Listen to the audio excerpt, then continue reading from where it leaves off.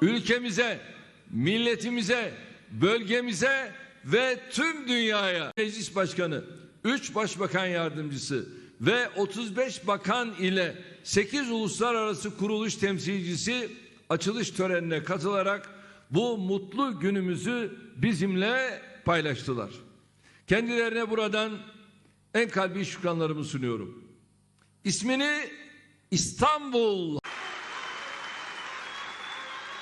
Her yıl verdiğimiz Cumhuriyet Bayramı resepsiyonunu da yeni havalimanımızda gerçekleştirdik. Bunu bahane edip gelmeyenler de oldu tabii, o ayrı mesele. Neymiş? Cumhuriyet ile bir kez daha milletimizin Cumhuriyet Bayramı'nı tebrik ediyorum. Malazgirt'ten bugüne bu topraklarımızın vatanımız haline gelmesi ve bu şekilde devam etmesi uğrunda mücadele eden tüm